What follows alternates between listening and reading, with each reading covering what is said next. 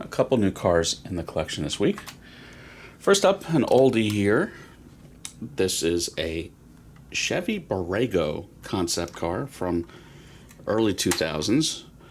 And as a GM design employee, I try and collect all the GM concept cars I can. This is older opening diecast by the company Welly. It is a low-end to average quality diecast at best. But it's pretty neat. No one else is going to do this subject matter as I rip the door off. You didn't see that. Let's see if we can get the door back on. There we go. Good as new.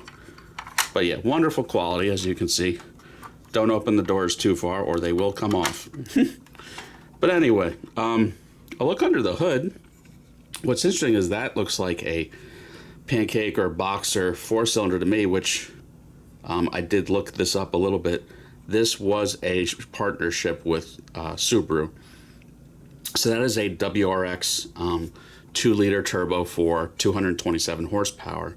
And you remember Subaru had a tie-up with GM before, a couple different ways, but they shared the Saab 92X, if you remember, was basically a WRX. So that car came out in 2005. So there was a Subaru relationship at the time of the early 2000s. But this was a neat little concept car, very dated graphics. This probably would have retailed for like $20, maybe $30, almost 25 years ago. I'm into it for, I think, $8 at that price. I can't be too mad at it, even if the doors fall off if you open them too widely. There's the interior. Very interesting roof panel. It's probably the topographic map of someplace. The name Borrego wound up being a Kia larger V8 SUV only maybe 5, 6, 7 years later. Packaging, your basic Welly window box with a display base. Nothing too exciting. I always love that is the GM design logo. I always try and get cars that have that packaging. Auto Art does that too. Next up, we have,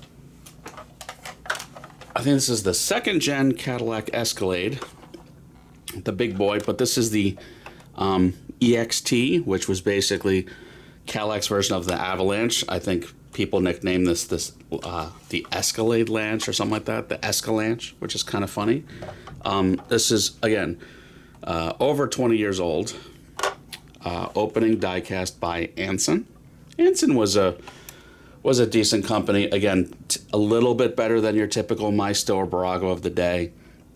Not amazing quality paint or anything like that, but pretty nice. This is probably GM's Crystal White.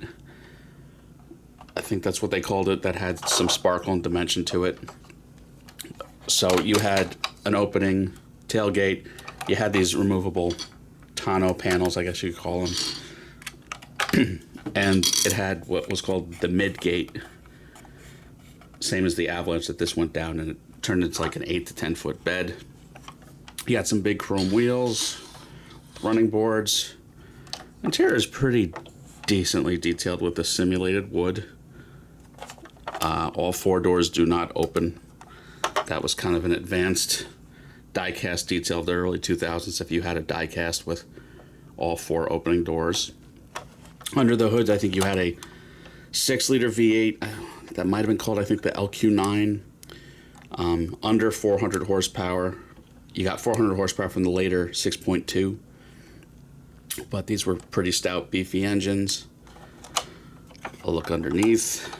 You've got a simulated spare tire. But yeah, again, pretty nice model. This probably would have retailed for $29. These now go for $150 to $200 easily on eBay. I'm into it for $20, so at that price, I'm not mad at it. Packaging, it's a little bigger than usual because it's a bigger than usual diecast model. There you have a platform, display case, base, marked Escalade EXT. Pretty typical window box for the day. So yeah, two pretty neat cars, I think. Again, I'm kind of embracing the non-high end stuff that I got locally because no one else makes this stuff, and they're decent models for their day. I've been working really hard on the annual collection video. There's a lot of adjustments to the collection, some new shelves, some new areas. I think you'll get a kick out of it. I think it's the best it's ever been. So stay tuned for that next month. But that's it for now. Everyone have a good one. Please like and subscribe.